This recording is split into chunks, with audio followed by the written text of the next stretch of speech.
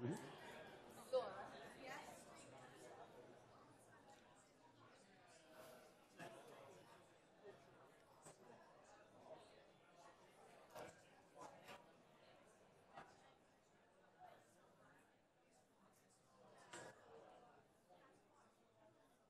Okay, we'll get started again now.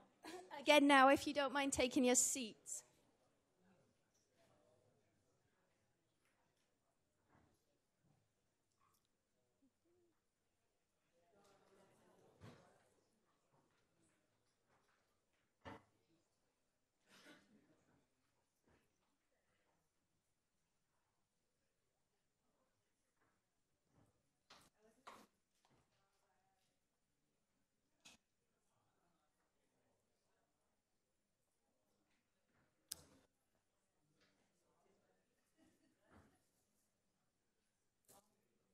Okay. While the last few people take their seats, just a couple of things. You'll see a sheet of paper going around. If you could just there's actually 100, like there's a lot of them. So you only need to put your name on one. If you could just put your name on one of the sheets of paper that makes its way to you, that would be great. That's just so we have an idea of how many people came.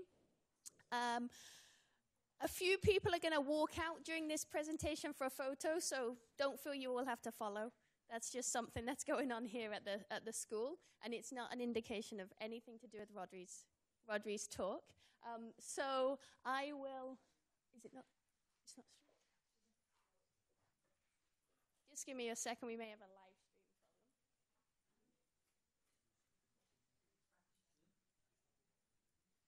problem. No.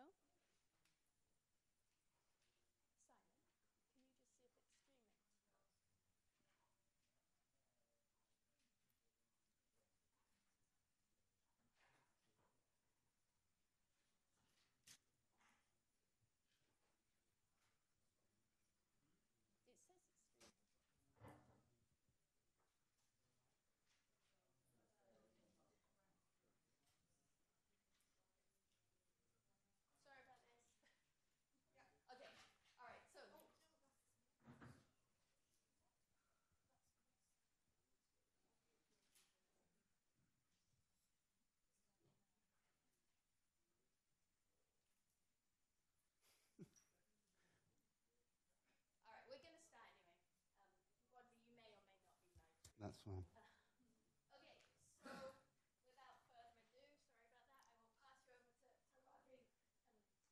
So all's down to you now, Rodri. Okay. Good morning.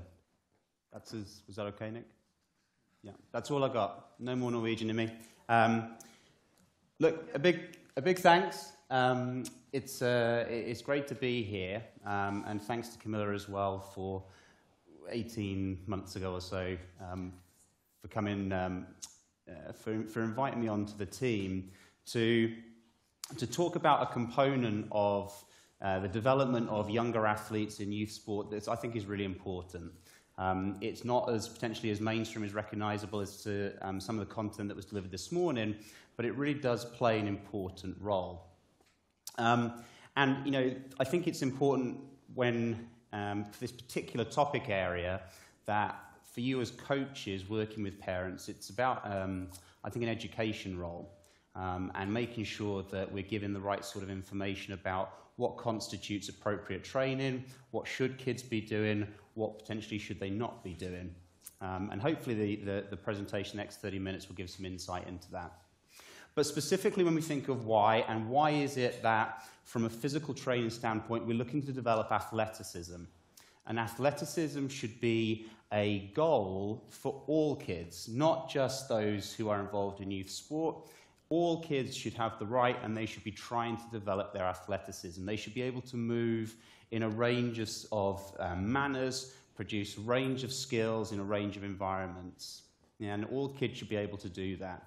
And the way we go that, and the way that physical training supports that development, is that we should be exposing children to various forms of training to help them develop. Okay? And kids will get better through growth and development. We know that. They're naturally going to get stronger. They'll naturally get faster. But there are things that we can do to try and accelerate those gains. So why are we interested in this? Well, we are interested in trying to develop performance. Okay, so is it something that we can do as practitioners to make kids fitter, faster, stronger? Yeah, and actually when we think of performing in sport, it's great if we're able to, assist that performance by giving them all the tools that they need. Yeah, and our role really is to facilitate that performance. Kids don't pick up a tennis racket wanting to do physical training, okay, and do resistance training, but it's a really important part. We're also interested in making sure that we have the correct training methods in place. So the education role becomes very important. This is a video shot from a gymnastics camp that was held in Denver in the United States, and this made the press. This coach here at the back has since been struck off, so he's no longer involved in youth sport. But this is extreme, inappropriate training modes. Okay, and through this, there were a number of girls who attended this camp who then had to go to hospital for connective tissue, muscle tissue type injuries. And it's uncomfortable watching. Yeah, it is uncomfortable, and this should never happen. But working with parents, I think from experience, the biggest sell and the most effective sell has always been around about injury risk reduction. So if you think of your child or your athlete getting to the game-winning point, and that type of injury taking place, the question is there something that we can do as practitioners to reduce the risk of that happening? Okay, kids are going to run into each other. Kids are going to have the acute accidental type injuries. We can't stop all injuries. Okay, there's no magic bullet. But the evidence is pretty compelling. There's a number of injuries that we can really reduce the risk of occurring in the first instance. And that really is a strong selling point. Okay, because ultimately, if we do our job well, the kids stay involved in the sport, they're fit and healthy, they spend more time with the coaches, their performance hopefully improves. Okay, it's a fairly simple and straightforward process. So if that's the why, and I think that's always an important place to start. Simon Sinek sort of says that people don't buy what you do, they buy why you do it. And I think that's an important caveat to take forwards. So when we're engaging with parents, it's not about, hey, look at this is the program that we're running. If we really want to get that long-term buy-in, parents have got to understand why we're doing it. Yeah, and I think that the injury risk reduction is a really powerful tool. So how do we do it? Well, certainly Rome wasn't built in a day, and neither should we view the development of athleticism as a short-term win. You know, we shouldn't be looking at 4-week training programs to drastically improve this kid's sprint performance, okay, and then leave it there. You know, this should be something that is a key component of youth sport programs. Okay, this shouldn't be a nice to have or an optional addition that we just plug on the end of the training program. This should be central. Yeah, because really, you know, when we've got a kid who is 8, 9, 10 years of age, we've got no idea where they're going to track. We've got no idea where those kids are going to end up in terms of their sport. So it's really important that we develop a wide range of skills, and that will take time. Okay? An analogy I use is that we should be looking to slow cook, and we shouldn't be looking to flash fry. Yeah, if we flash fry, all the meat's left raw in the middle, okay, and undone. And that's really the emphasis that we should have with training kids. It should be a long process that we develop over a period of time. Yeah? And there is some work ongoing. Associations and national governing bodies have started to release their own statements around this topic area. And this was one from the NSCA a couple of years ago. This is freely available online. So if you guys wanted to have a read around the topic area, then this is available to you. And really it's about people coming together, and by that I mean parents, coaches, medical professionals, teachers, all coming together to try and make sure that the younger athletes have a very well-rounded program. Yeah? It was interesting, just before coming out here, we spoke with some coaches from we'll say an early specialization sport, and the kids were engaged in somewhere around sort of 24 to 26 hours of training a week. And some of these kids were 9, 10, 11 years of age, you know? And I would question whether that is a holistic program that has the welfare of the child at the center of it. Because if it is, that's a very big volume of training. And from a physical training standpoint, if we just try and add something into that, we're almost making it a worst case scenario.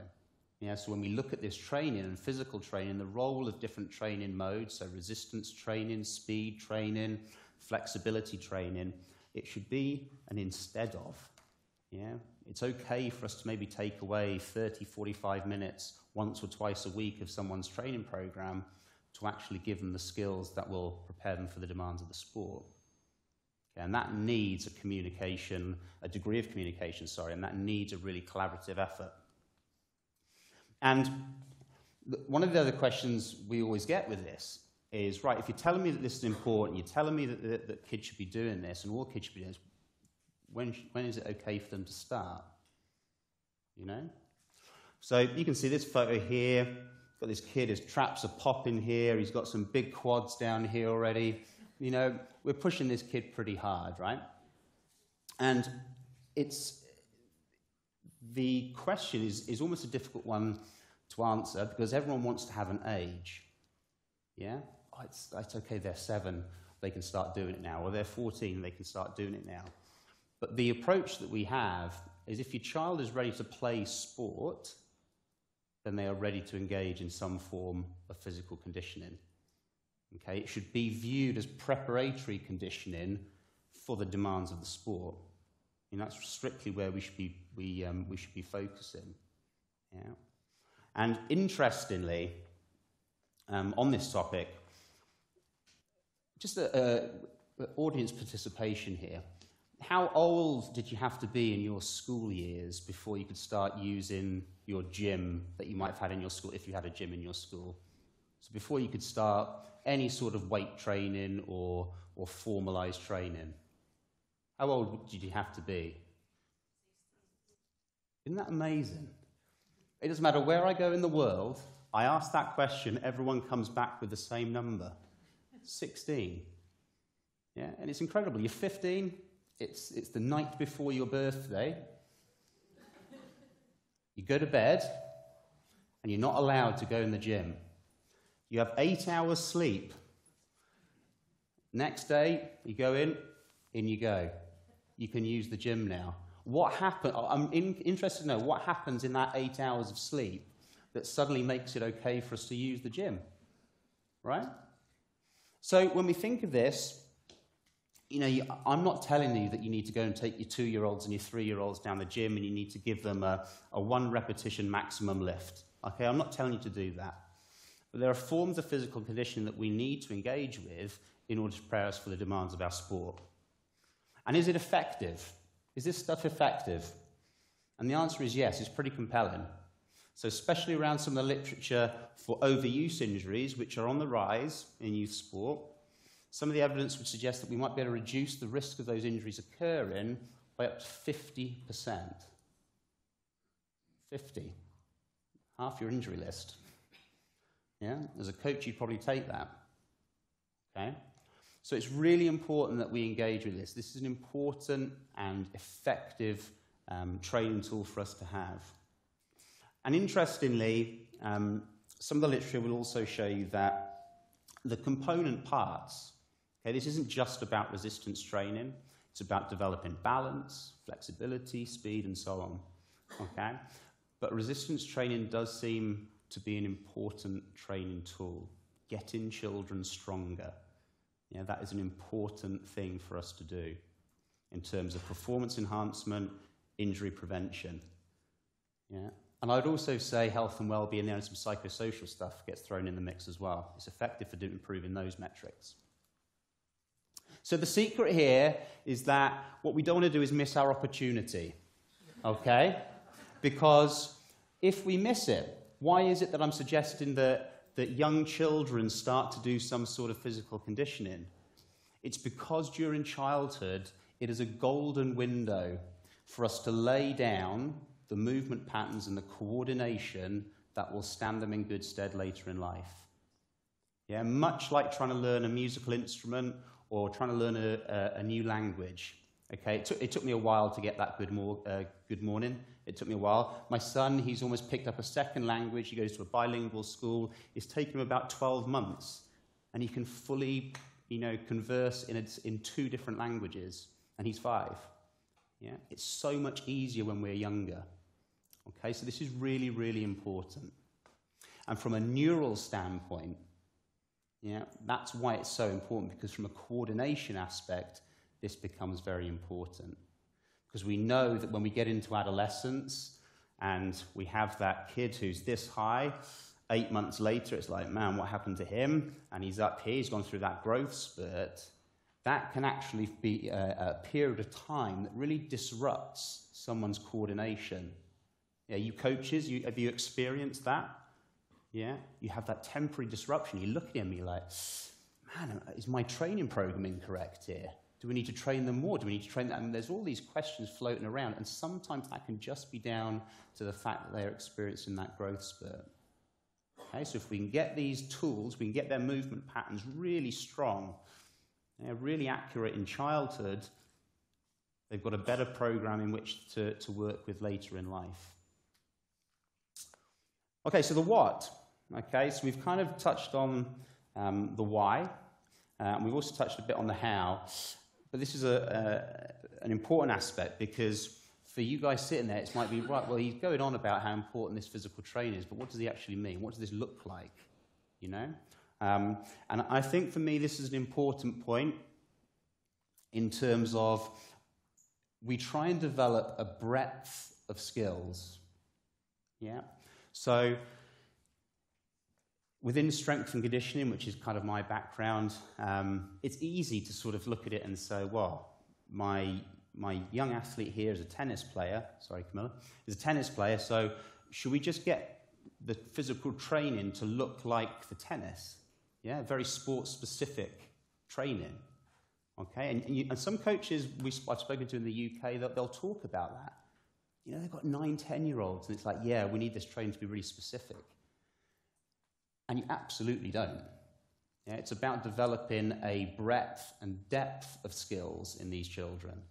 Yeah, so allowing them to explore movement, okay, deliberate play, giving them those sorts of opportunities, but also a little bit of deliberate preparation. That's one that's not often bandied around. Okay, it's important that we do teach skills. Yeah. So, we are a jack of all trades and master of none, but oftentimes better than a master of one.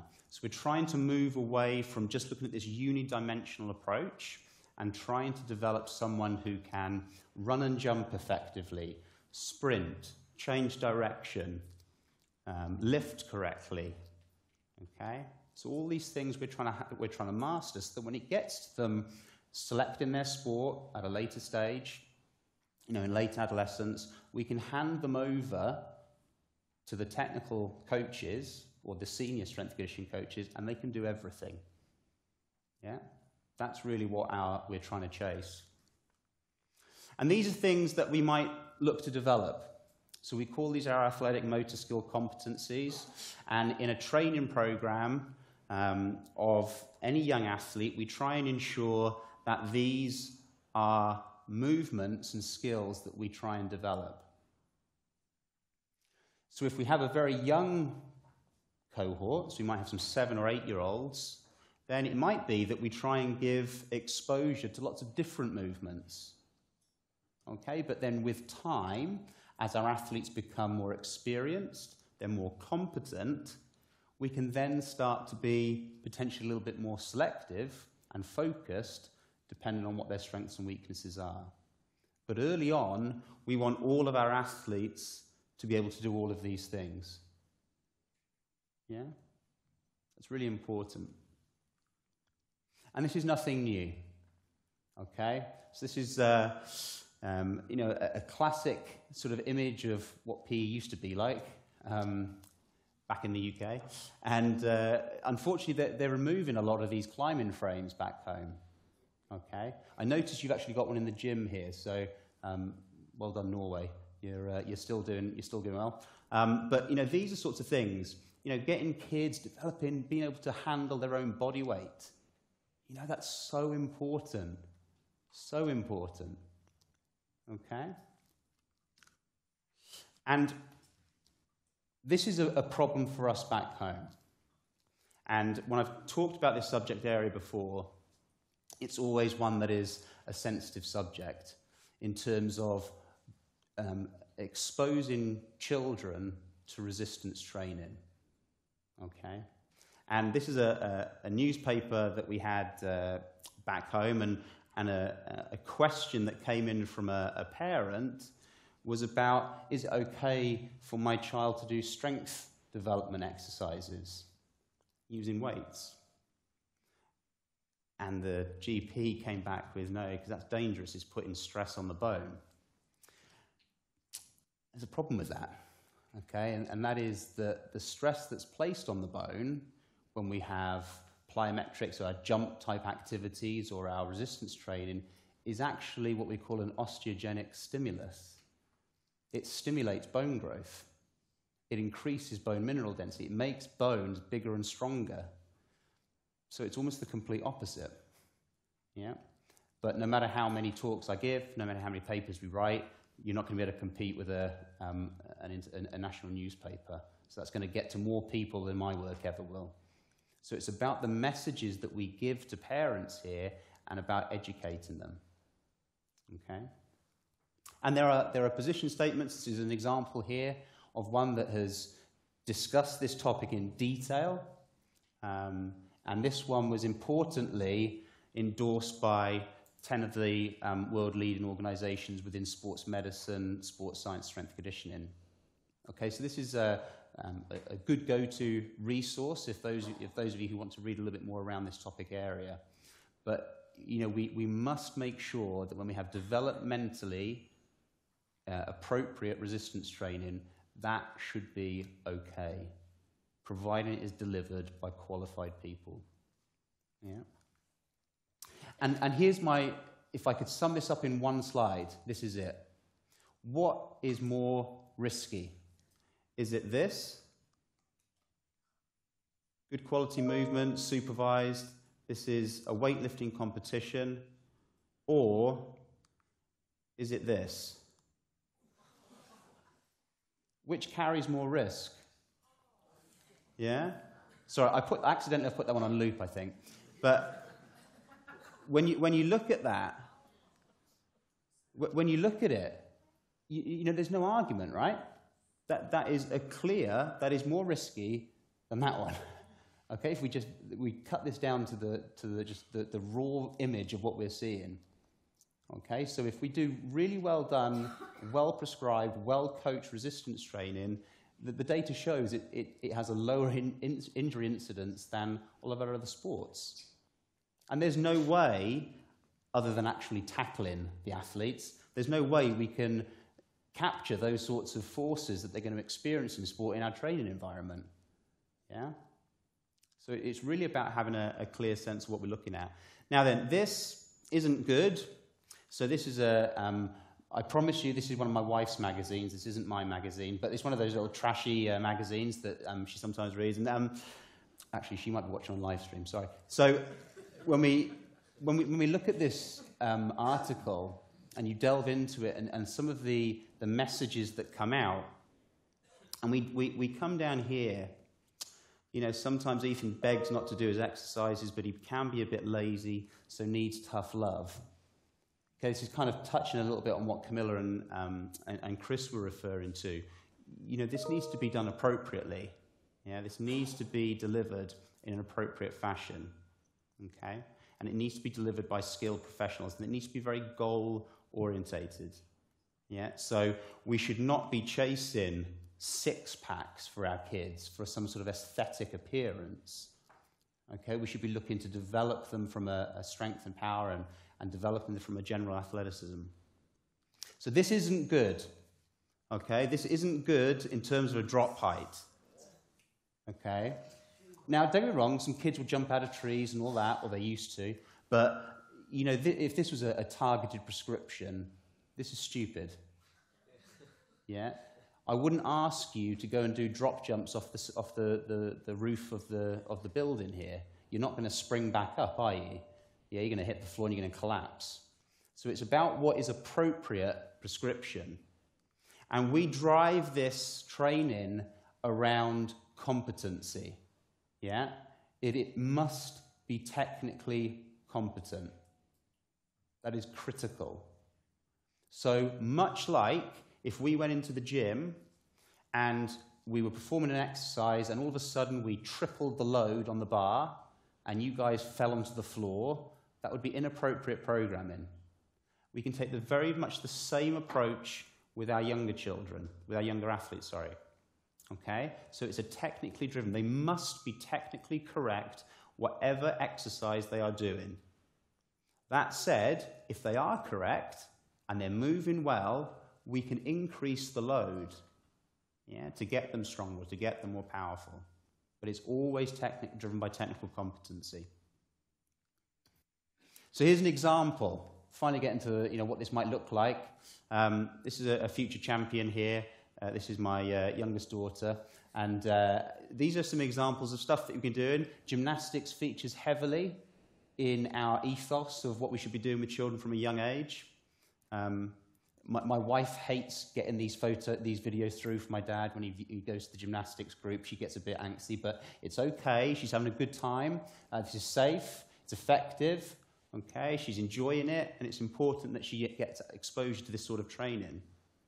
This is another example, a little bit more advanced. Okay, so some technical sort of gymnastics-based skills. This is Sylvia, one of my PhD students here. These are okay. This is stuff we used to do.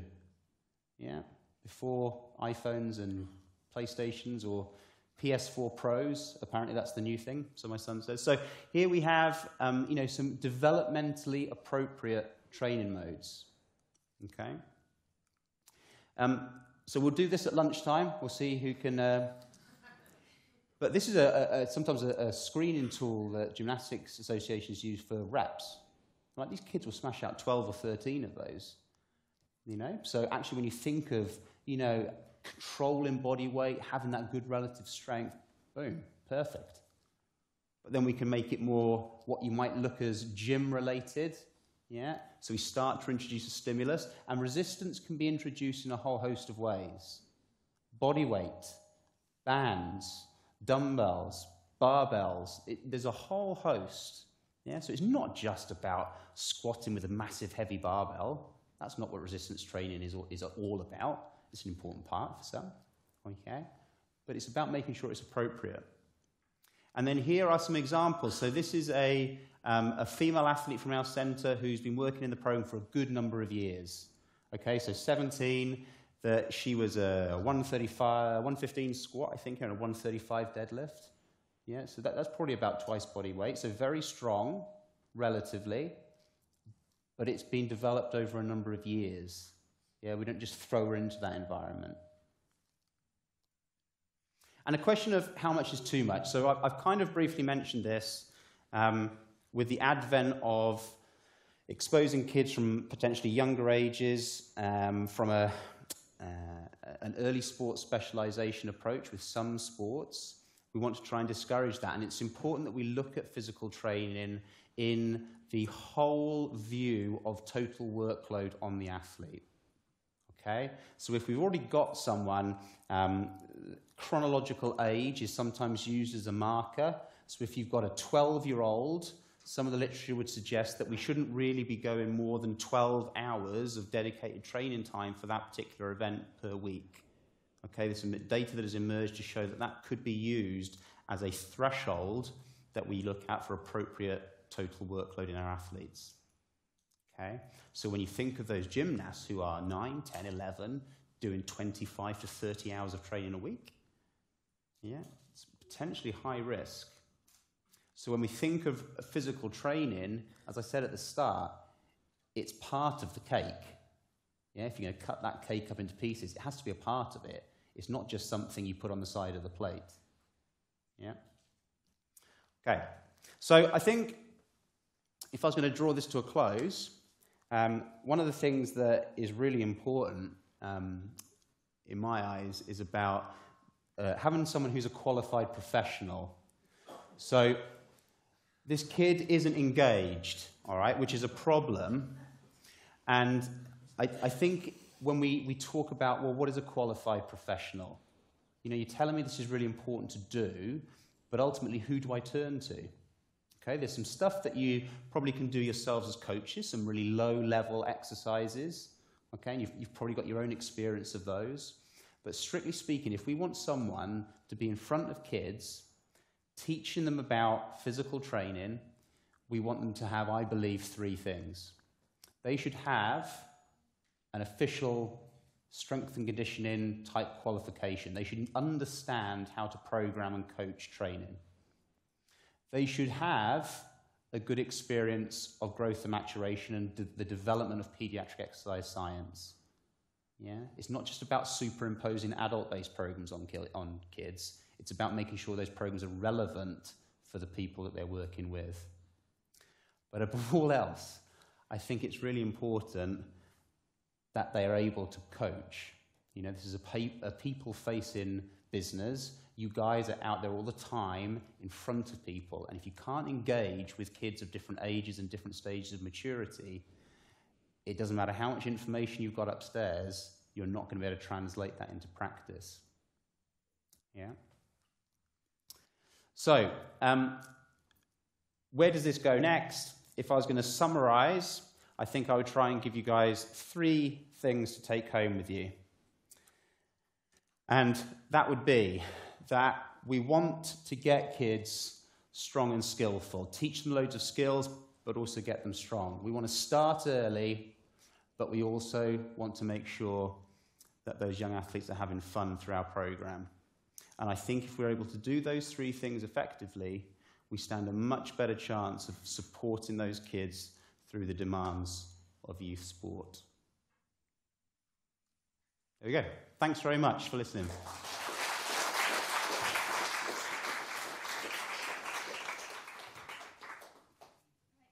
So thank you to Rodri. We'll do a quick changeover now as Tom comes up. Tom's going to talk around some nutritional considerations, and then there'll be time for Q&A at the end.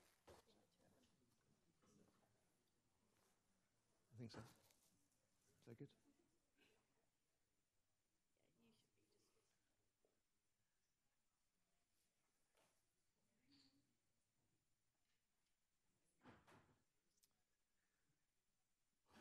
Perfect. So hopefully we'll make this transition smoothly from the physical side of things into nutrition, and really how the nutrition can complement really the stresses and strains on the body, and how we can prepare the athletes appropriately for that, and also maximize the gains that might occur as a result of training and facilitate that development.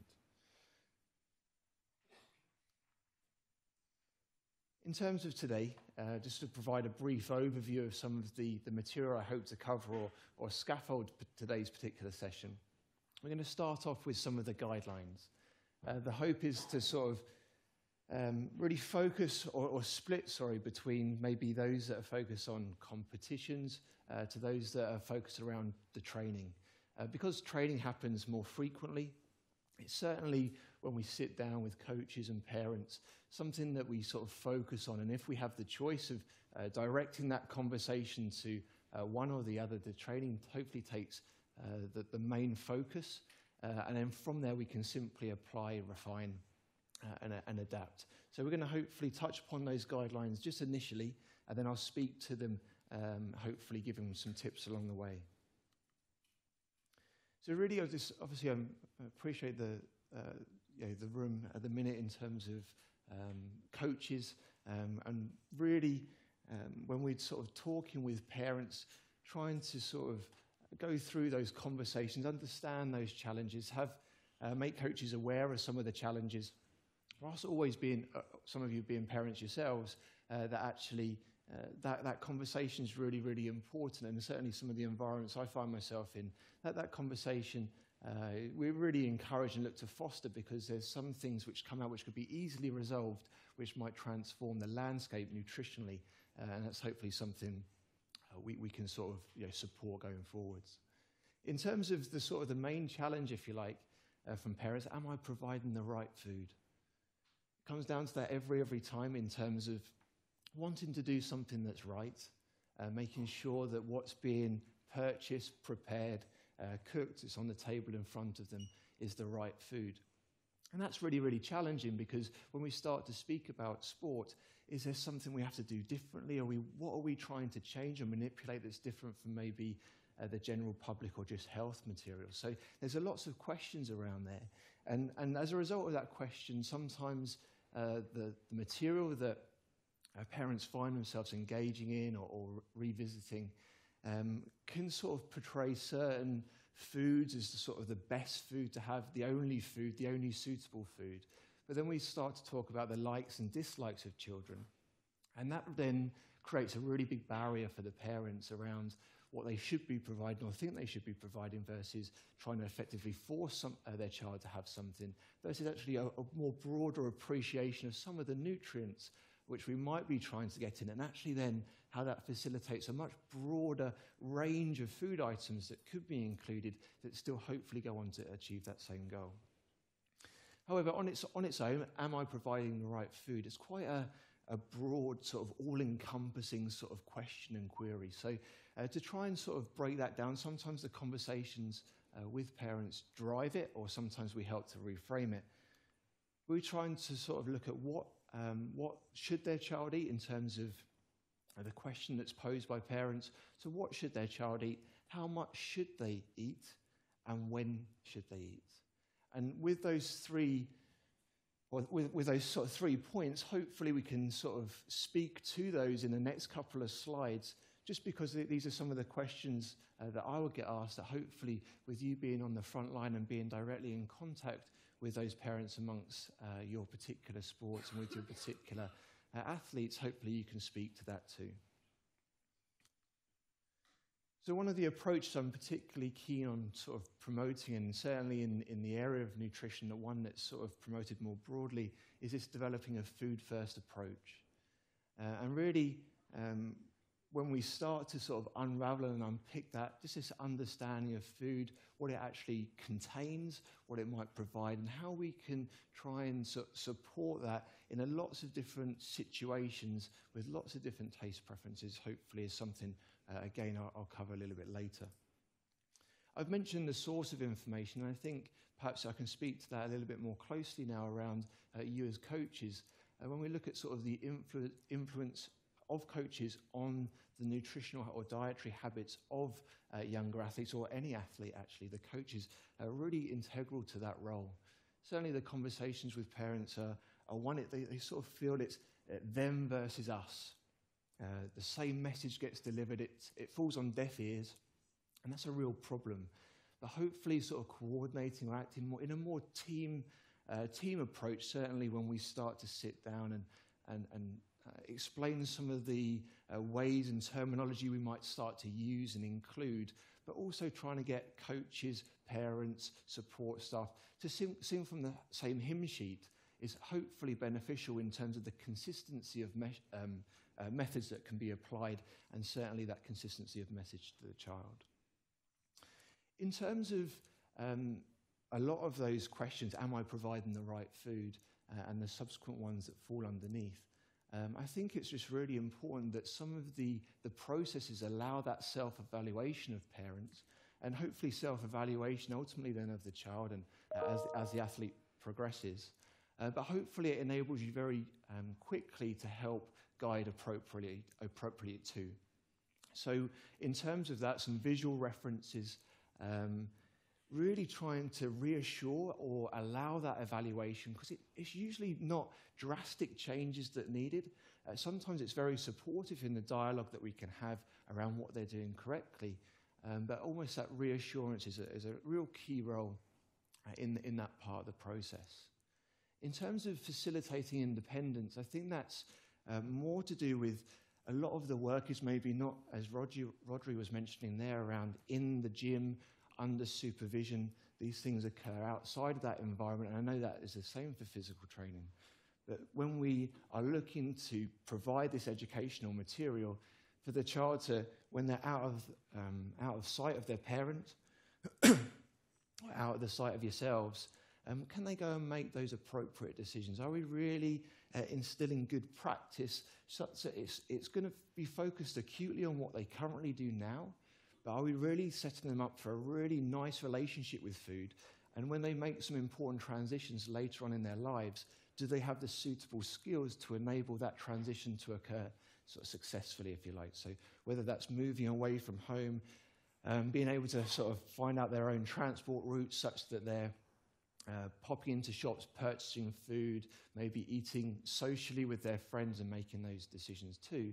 There is a concern amongst parents that once they're under the supervision, or there is that provision, there is somewhat an element of control, but actually when they go away from that, there's some other opportunities that we can still work on and improve, and hopefully the sort of the techniques today hopefully enable that crosstalk to happen.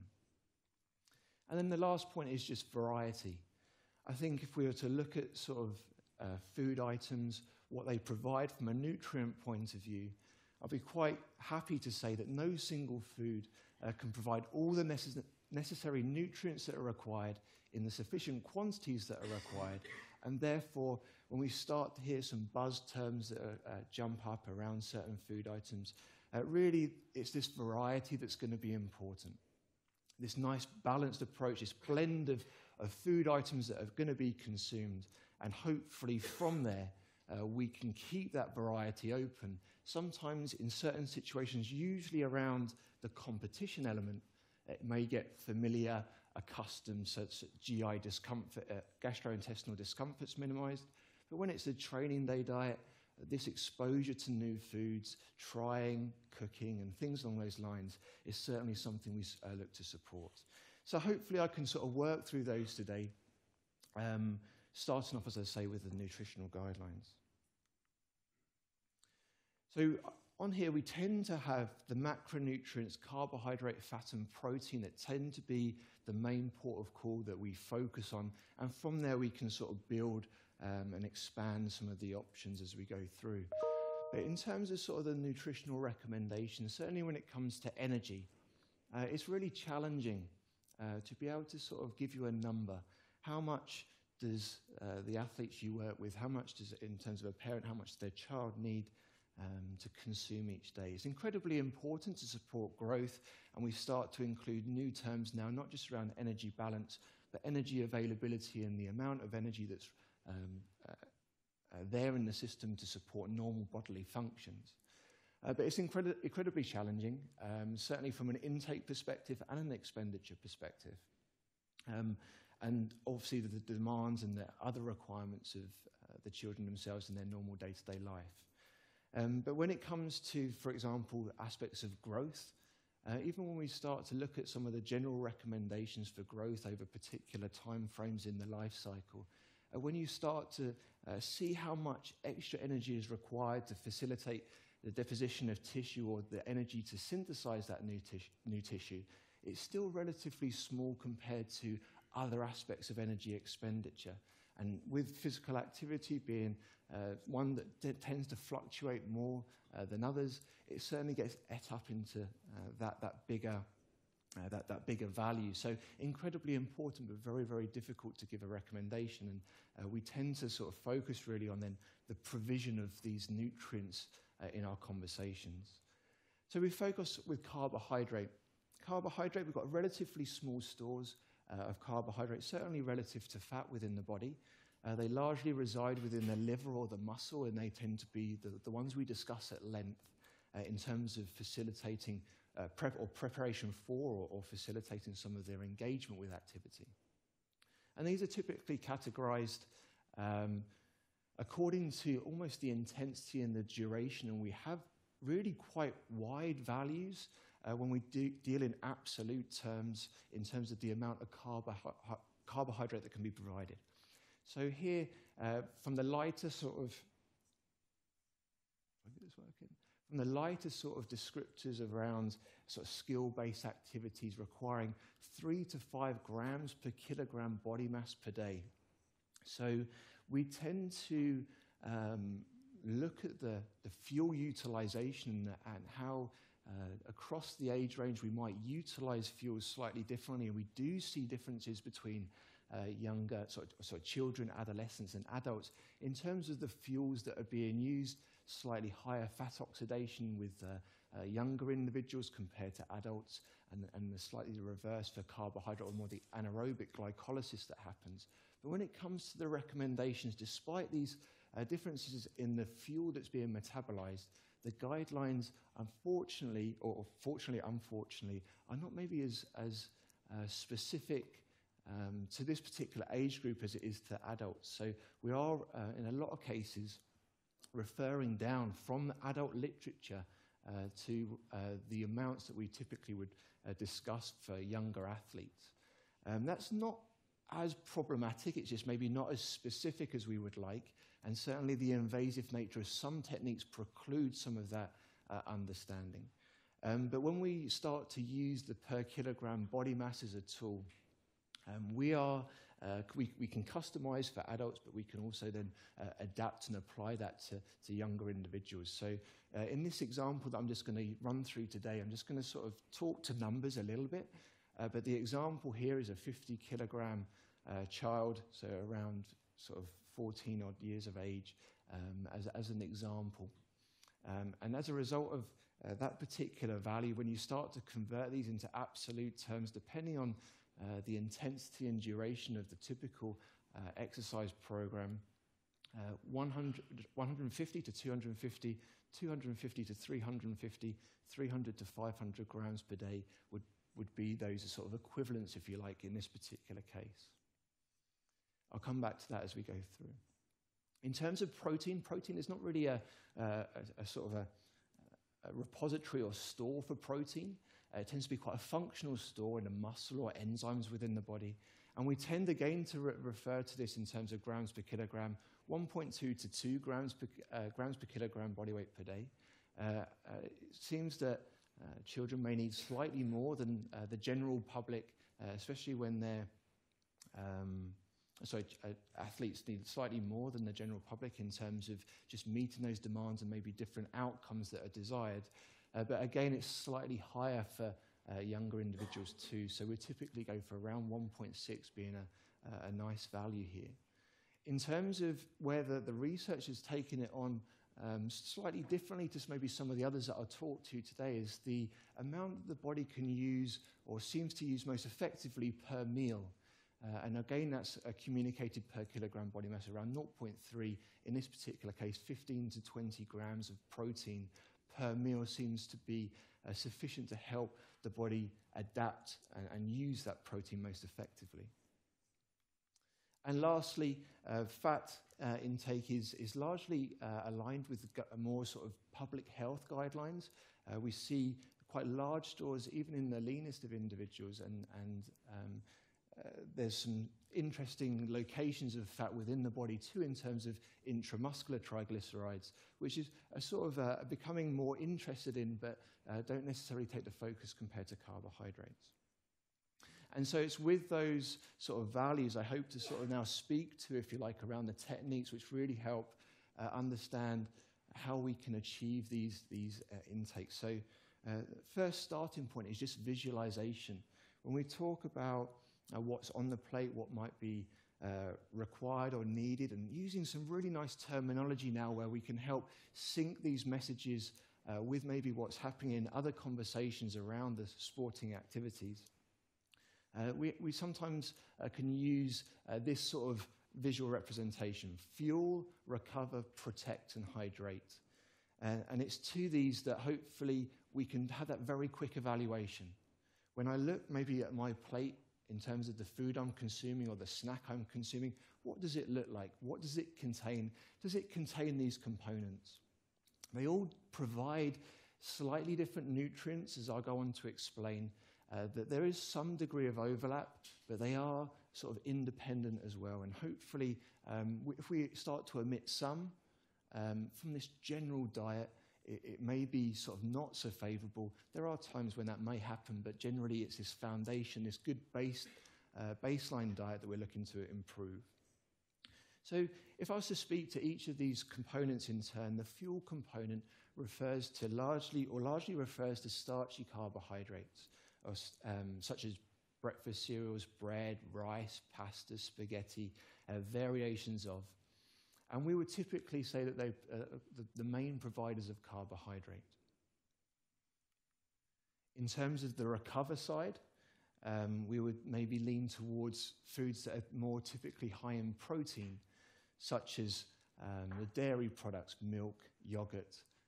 We have meat, chicken, fish.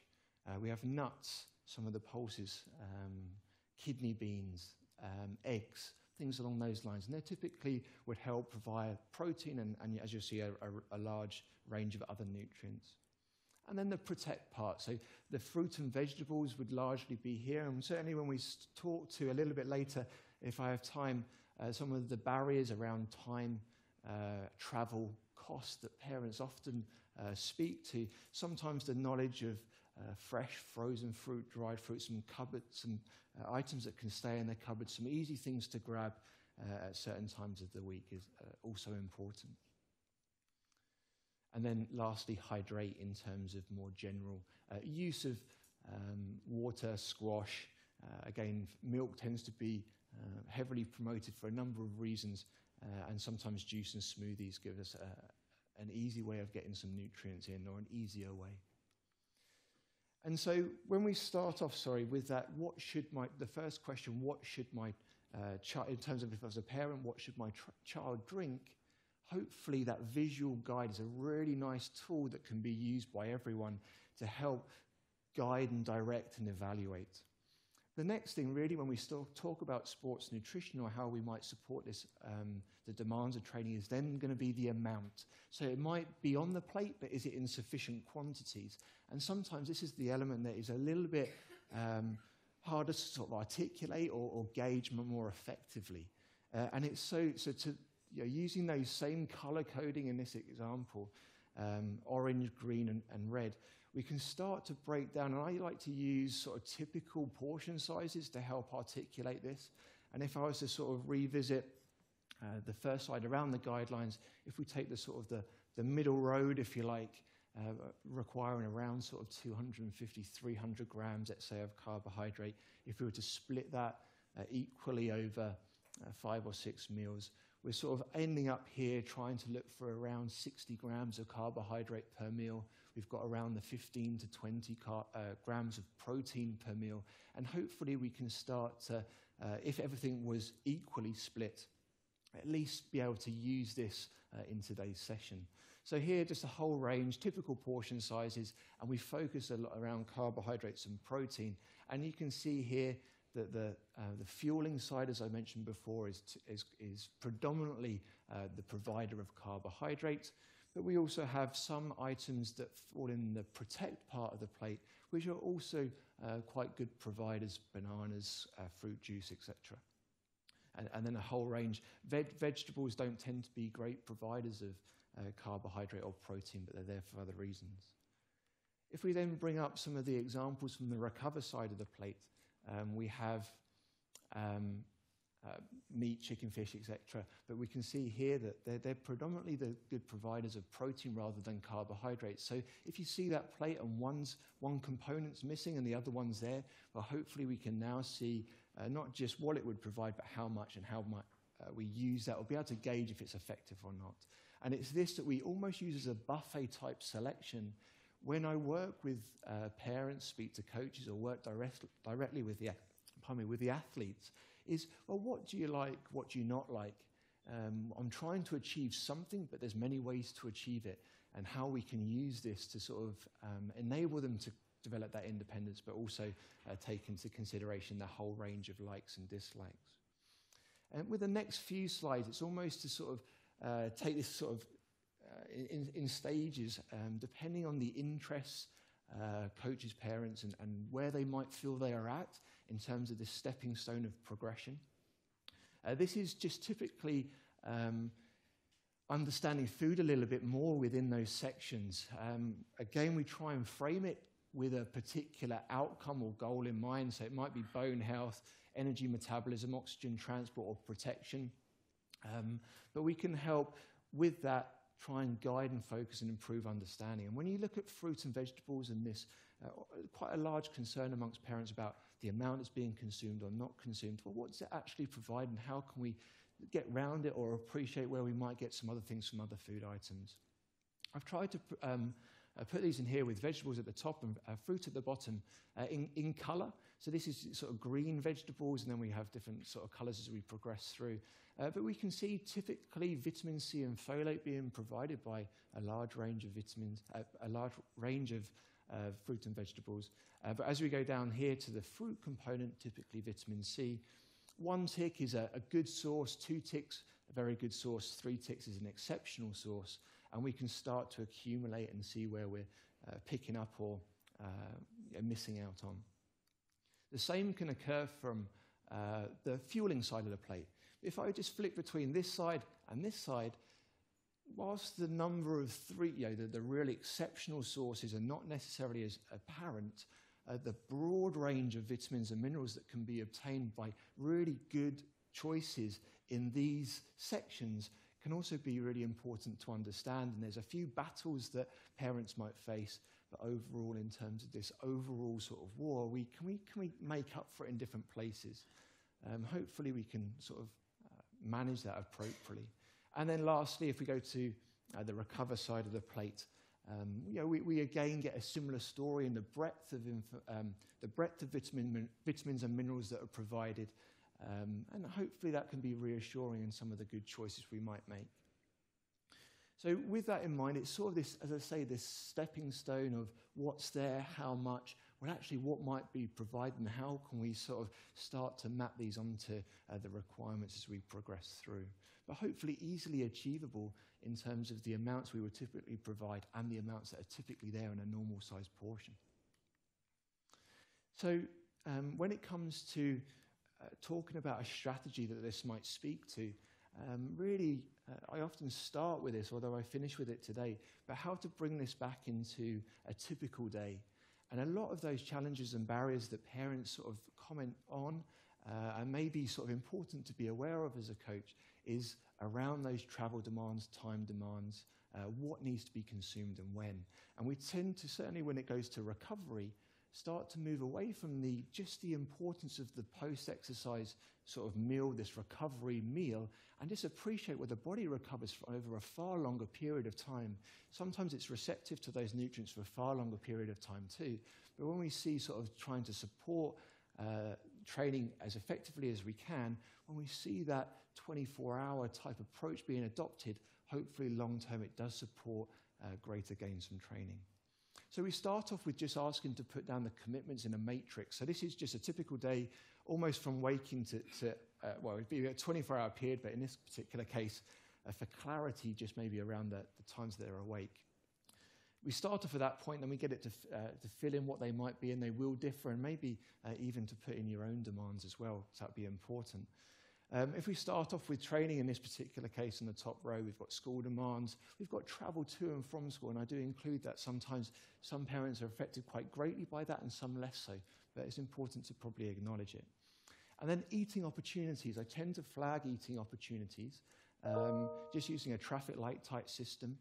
Those that are maybe meals that might be consumed in the house, where we have access to the food that's in the cupboard, the cooking equipment, fridges, etc.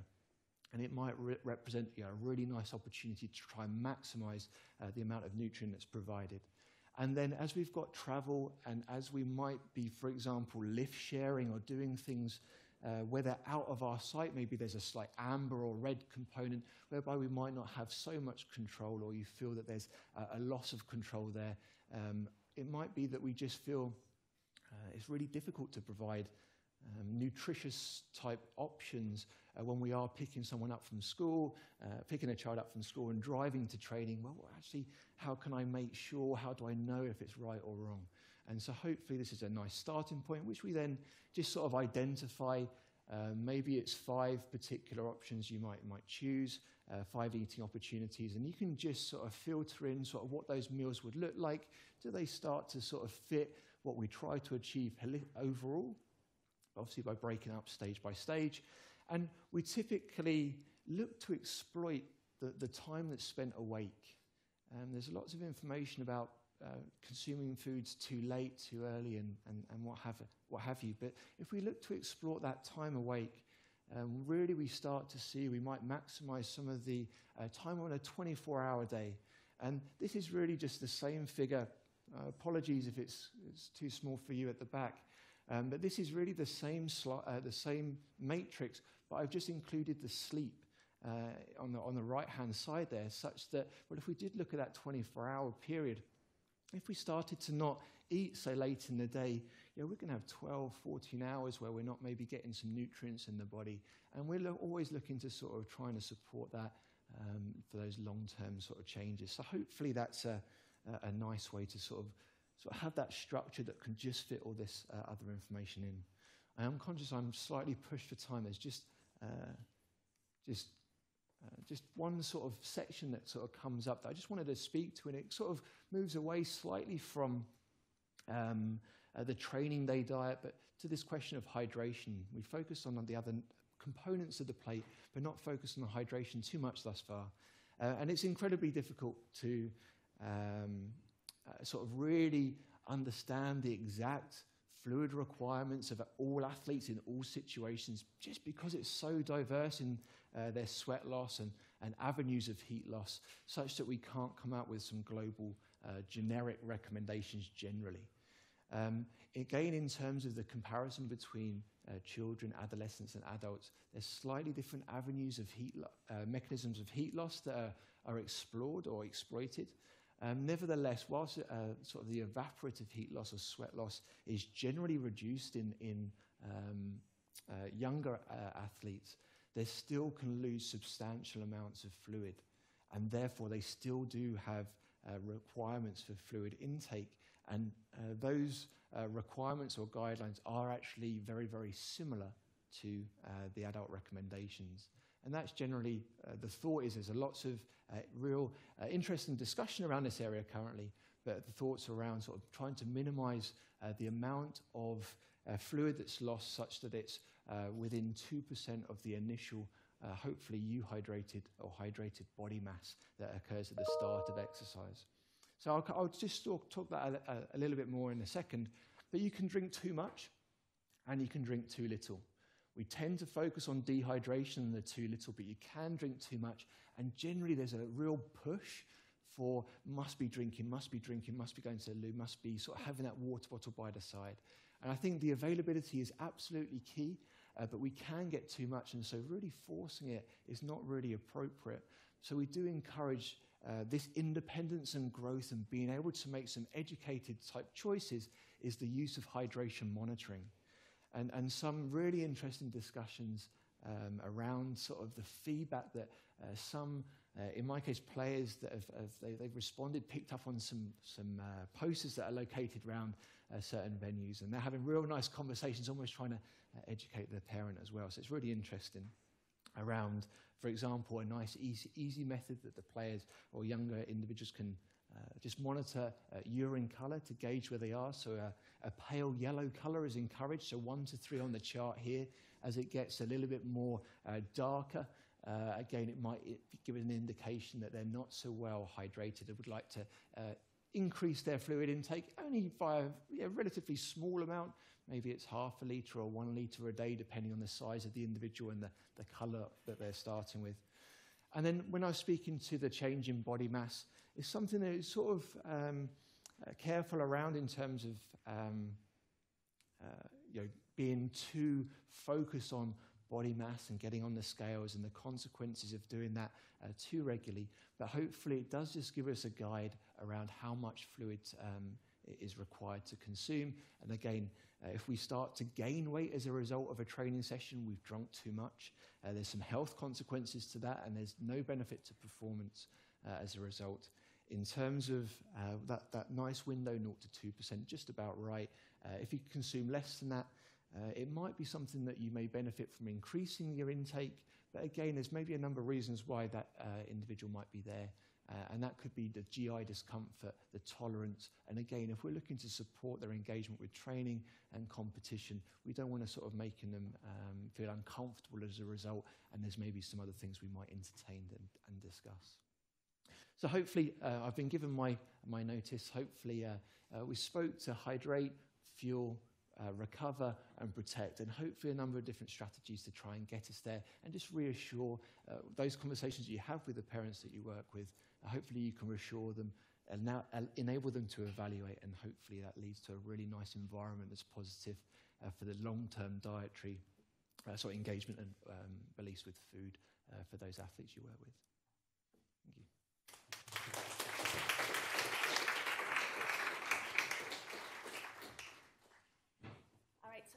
Thank you to Tom. I just invited Rodri back up.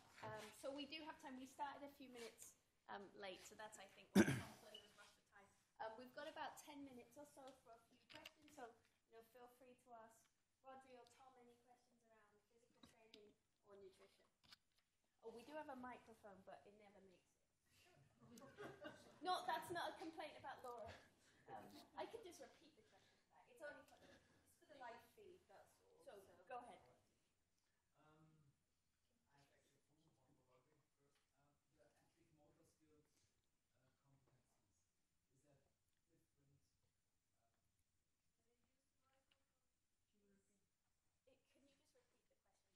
Yeah.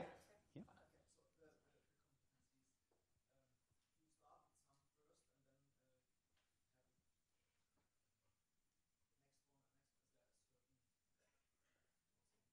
Progression. Yeah. Oh. Yeah. Okay. So I'll try and interpret. So the question was about the athletic motor skill competencies that the figure that had the different skills. If I've understood it correctly, are there sort of specific progressions that we have for those, and then are they, I guess, age determined? Yeah. So first things first, I'd say that none of what we do is age dependent. So we don't have a training program for 8-year-olds. We don't have a training program for 13-year-olds. We don't have a training program for 16-year-olds. And the reason for that is, even though in an ideal world, we pick kids up at age 3, 4, and we take them through this wonderful 13, 14-year years of training, invariably that doesn't happen. We get a lot of athletes that will come to our centre who are 14, 15, and they've never done any sort of physical conditioning before, right? So it's like, how do you work with that type of athlete? So it's not a question of saying, he's 15, this is where he slots into, or her. You start from the start. So our models are technically driven. So you could have a 10-year-old who is just wonderfully gifted in terms of athleticism, can do anything you throw at them. They're going to be pushed along at probably at a slightly more advanced level. Similarly, you could have a 15-year-old who is bordering on being physically illiterate. They struggle to do anything. So you have to judge based on what you see in front of you. In terms of the progressions, we have developed resources for coaches that take people through those sorts of progressions. We also, though, try to get coaches to be creative, because I think it is the way in which those skills are delivered, the way in which progressions are put together, sometimes will be unique to the environment that you're in, the training environment, the type of facilities you have. But I think with movement skill, we try and go down the line of getting people to find a position first. Then we'll work on, are they able to go in and out of that position correctly and with sort of fluidity? And then importantly, are they able to do it a number of times for repetitions? That might be 5 repetitions, 10 repetitions, something like that. Because sometimes we're guilty of, in a coaching environment, of seeing a movement once and we tick it off, or they can do that and you go to the next thing. But actually, can they consistently perform those skills? And that is just completely dependent on the individual. So in answer to your answer, yes, there are progressions that we have. Yes, there are ones that we use, but it's very much delivered on an individual basis.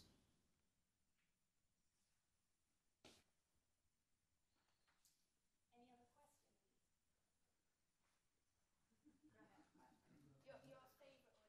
Actually, yesterday I heard on the radio of a nutritionist made a statement about it. Soda, sugared soda, and then he had compared it to diet soda and water with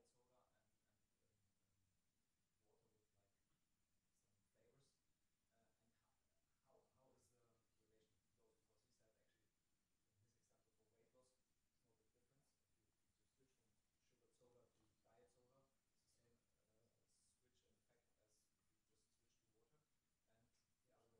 as if you just switch to water. And the other way around, how is it compared sugared soda and juice that may have even more calories and also sugar in it? So the question is, diet soda versus the standard sort of soda versus sort of maybe water, and maybe no difference in sort of impact on maybe body mass changes or something along those lines. I think it's something we tend not to sort of really engage in such at length around certain age groups, and maybe that's reserved for more frequently, if you like, for older individuals or older athletes around the manipulation of body mass. In terms of the fundamentals, you would have soda would most definitely provide more energy than dietary soda in terms of intake. So from a simple equation of energy intake and energy expenditure, that would sort of maybe go against. I didn't hear the interview, but that would go against sort of that energy balance component. Again, there's lots of behaviors that need to change. The amount obviously is then important. Sometimes we see things with flavor.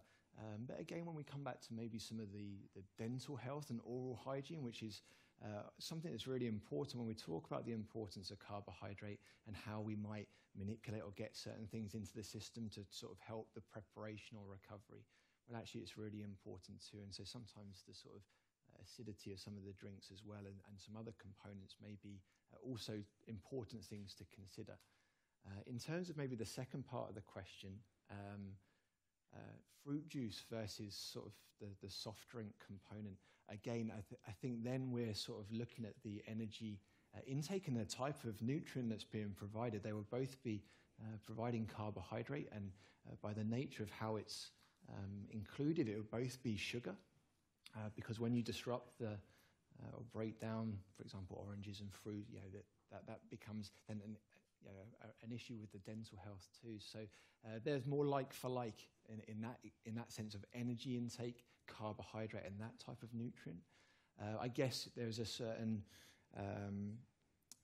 addition, for example, of vitamin C and how we can still maybe get in certain components, it may be fiber, but in the others, it's maybe the vitamin C component which we would look towards, and maybe using that plate that I mentioned before.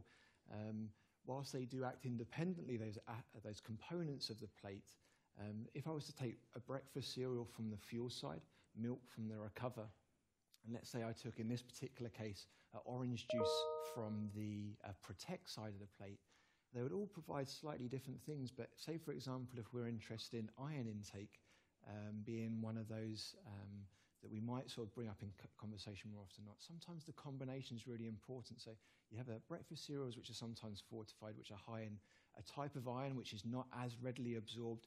But if you include an aspect of vitamin C, or in this particular case, orange juice at the same time, the way that the body would actually absorb it is greatly increased, and it overcomes a number of challenges. So I sort of talk to sort of amounts that are provided or found in food, but maybe there's some other clever things that we can try to do to facilitate it. So Certainly, I had a little asterisk by the fruit juice and smoothies. I forget to clarify, but yeah, sometimes from a public health messaging perspective, certainly in the UK, it's one of those provides one portion of fruit per day, irrespective of how much you do consume, purely based on energy intake and then the dental health issue as well. So maybe two slightly different conversations, comments there. Hopefully, I managed to answer each one. Yeah. Is there any resistance against strength training for kids, weight training? Because most of our coaches in children's sport or youth sport or parent coaches, if you get telling them that it's very good to have weight training for kids and it should start early, and then you have the mass going out there Mm-hmm. and then fuck up the kids' lives. So I think, is there any kind of political resistance here? And do you also educate specialists who are training kids in strength training? Yes, that's a really good point. Okay, and hopefully I touched upon it in the talk in terms of what would qualify. So I'm anything but telling people just to go out with a bunch of cowboys and go and do whatever you want with these kids. So, hopefully by ensuring that the people that you speak to have an understanding of training, they understand exercise prescription, they understand what good movement looks like, got to be in place. A sound understanding of pediatric exercise science, to understand how growth and development and maturity might influence performance, that's really important too. As I said, the final ingredient for me is that, we need to have a good sound understanding of pedagogy and be able to teach and coach kids. The political message, well, look, it's not an easy one. We are in the process of trying to develop some certificates with some associations, and that would probably give, probably being realistic, a basic level of understanding, almost like a minimal level of understanding that we'd want coaches to have.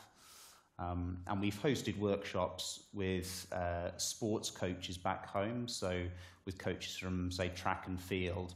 And a lot of the stuff that we would teach on those workshops tends to be your lower risk exercises, if you want, your body weight type exercises that someone might look at and say, well, hang on, that's just a warm up. That's the stuff, doing some press ups or, whatever it is, body weight squats. And, hopefully over time and with the education of coaches, we make it a more effective process. But absolutely, the person at the center of this program, delivering it, progressing it, observing it, coaching it, has got to be suitably qualified. And if that position statement that I showed about the resistance training, we mentioned the term qualified professional 27 times in that paper because we wanted to make sure that we really drummed that home to people, because it's an imperative point for sure. Okay, perfect. So I wrote the schedule, and I thought it'd be really good to have a nutrition talk leading into lunch, and I've realized it's just made us probably hungry. So we will wrap up for this morning session, and we'll be back in at 1:45 after lunch. So thank you again to Rodri and Tom. Thank you.